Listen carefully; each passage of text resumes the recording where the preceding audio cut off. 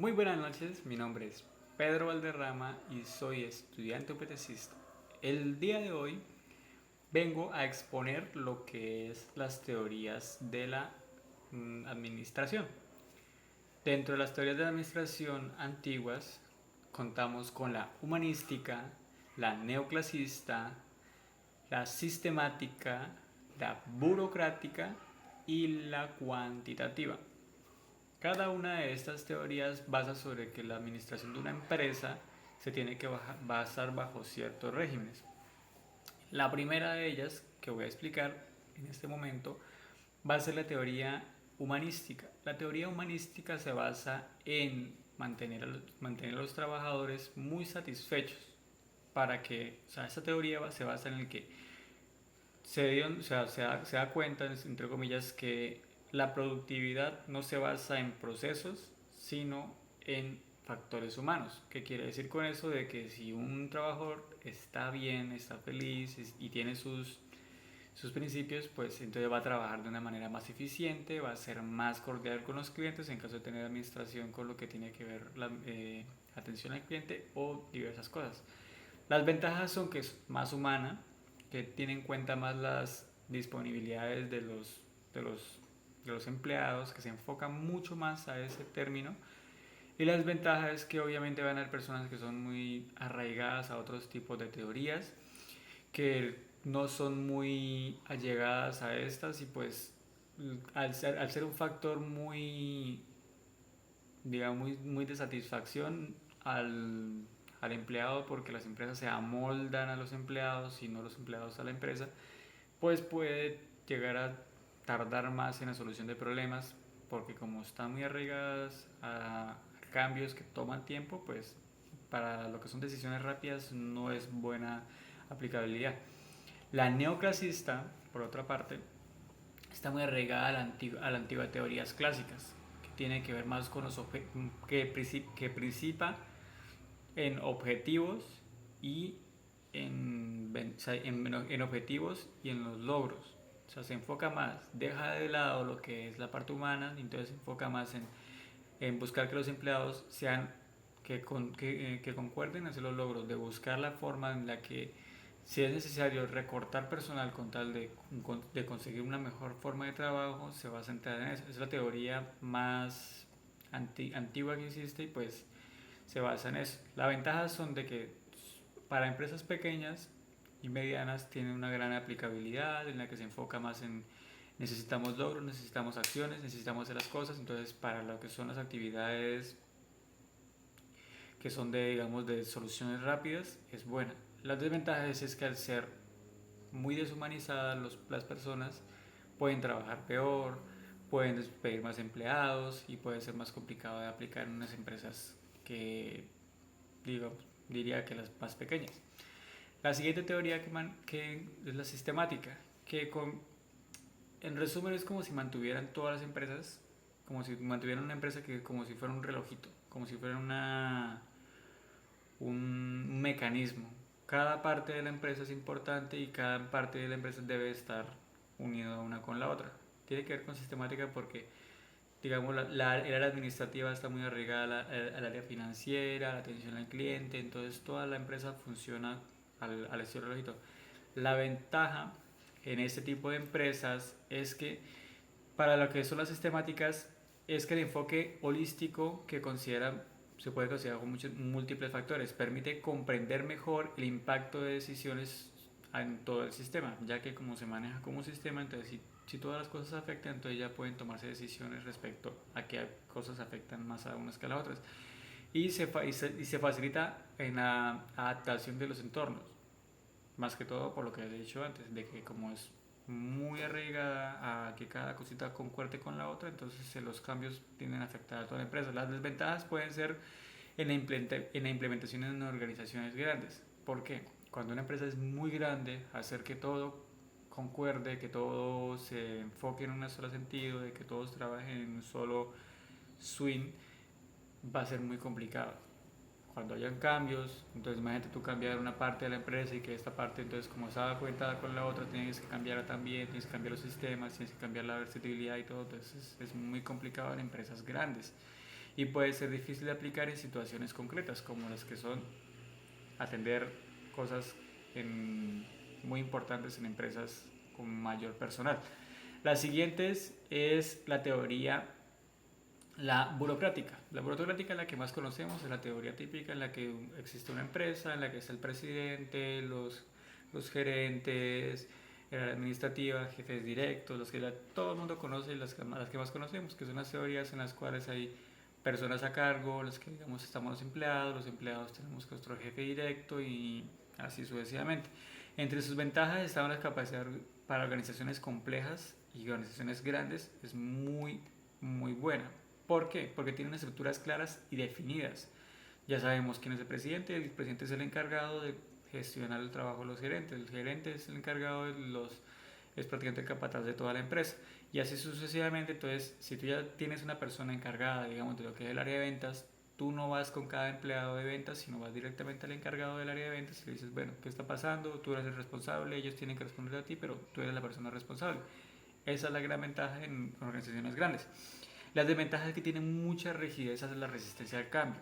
O sea, es muy difícil porque si una persona se arraiga mucho a su cargo y es una persona que no sirve para dirigir y que no recibe comunicación de ninguna parte inferior que le pueden dar mejores ideas, pues se complica muchísimo lo que es el área administrativa, porque si es un mal jefe, pero las personas de arriba no lo ven y las personas de abajo sí se sienten mal, pues la calidad de la empresa va a bajar muchísimo. Que el exceso en los formalismos, o sea, requiere muchísimo papeleo, bueno, tú me tienes que reportar algo, bueno, pero entonces pásame una carta, hagamos un acta de reunión, es la forma más ordenada, pero al mismo tiempo la más tarda en lo que son para resolver cosas y, y cuestiones de la empresa.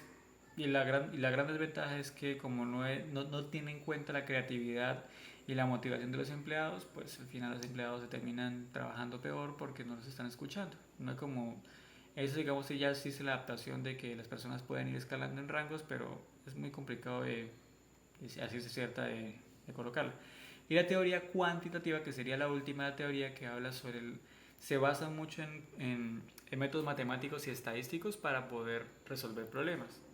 Entonces, se basa en estudios muy especializados, en hacer encuestas, en todo eso, y ya pues sabiendo cómo una empresa si se puede mover en ese sentido, tú puedes decir, bueno, vamos a organizarnos para el área de ventas. Si el área de ventas, ¿qué está pasando? ¿Por qué lo está pasando? Hagamos una encuesta, vemos los medicamentos, vemos todo y ya podemos saber qué tan importante y qué podemos hacer por medio de los estudios matemáticos que nos dicen hay que disminuir una cosa, hay que aumentar la otra. Ahí vienen las cosas que las ventajas son de que se pueden tomar decisiones muy acertadas, entre comillas, muy acertadas respecto a lo que son las estadísticas y lo que son los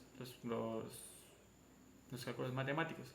Las desventajas en ese sentido es que todos los aspectos administrativos no se pueden medir de una forma fácil. O sea, no es fácil implementarlo precisamente porque requiere muchos estudios, requiere personas especializadas en la cuantificación de las actividades, en saber cómo, diría yo, cómo poner en lenguaje matemático y estadístico lo que se está necesitando para la empresa. Por eso es muy complicado. Y ya respecto a todo esto que tiene que ver con nuestra empresa expuesta en el anterior tema, que es Farmasalud, tenemos varios problemas. El primer problema que encontramos es la evaluación en la calidad del servicio, de que nos narra de que hay clientes insatisfechos, de que no les gusta, que no sé qué, entonces no saben cómo resolver, no saben cómo saber quién está satisfecho y quién no, pues entonces simplemente en ese sentido se podría utilizar la teoría cuantitativa para, por medio de una encuesta de satisfacción, saber para que califiquen las empresas de satisfacción de qué tal es el servicio, ya poder saber, no, que tal, Julián de tal no es una persona que atienda muy bien, es una persona que es grosera, que no sé qué, todo eso se puede ir calificando por medio de muy bueno a malo y ya podemos saber por la medio de teoría cuantitativa qué decisiones podemos tomar. La siguiente sería la baja satisfacción en los clientes, que tiene que ver muy arraigada a la anterior, entonces, pero no se arraiga, ¿por qué? Porque es que los clientes es muy diferente que te atiendan mal a que un cliente se sienta mal con la atención. Sé que es complicado de entender, pero no es lo mismo saber que un cliente no está recibiendo lo que necesita a que un cliente lo estén tratando mal. Ahí viene la teoría de satisfacción del cliente, entonces yo usaría la teoría humanística. ¿Por qué la teoría humanística? Porque si mi empleado está tratando mal a los clientes, si los mira mal, si les responde de una forma soez o algo grosera, hay que saber qué está pasando con esa persona. De ahí, entre los problemas también están las pocas capacitaciones que tienen los empleados, entonces también sería bueno aplicar la teoría humanística para enfocarse principalmente en los empleados, en darles buenas capacitaciones, en hacerlos en atención al cliente, de que puedan atender a las personas, de que puedan atender mejor cada uno de estos aspectos. Esas serían las tres primeras fallas. Otra, falta de planeación estratégica en los medicamentos y en el clima organizacional, más que todo en lo que tiene que ver con los inventarios alimentarios y la mala señalización que tienen los medicamentos. Se determina que en la empresa hay medicamentos que faltan o que siempre están mal organizados, que no sé qué. Entonces ahí ya podríamos usar la teoría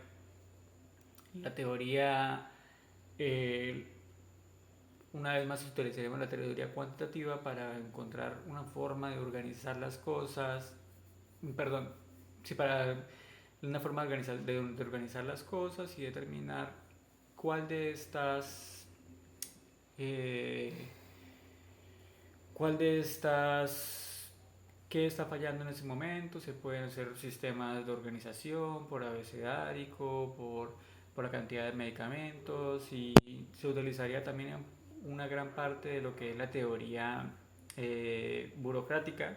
Obviamente hace mucha falta de teoría burocrática, aunque sea una de las más antiguas, porque podríamos, por medio de la burocracia, determinar, bueno, si yo soy la persona que en este momento es Adriana, que está llegando a la empresa, está viendo que está todo mal, pues entonces vamos a designar a personas que están encargadas, una persona de inventario, otra persona de organización del inventario, otra persona de lo que es la compra de los medicamentos.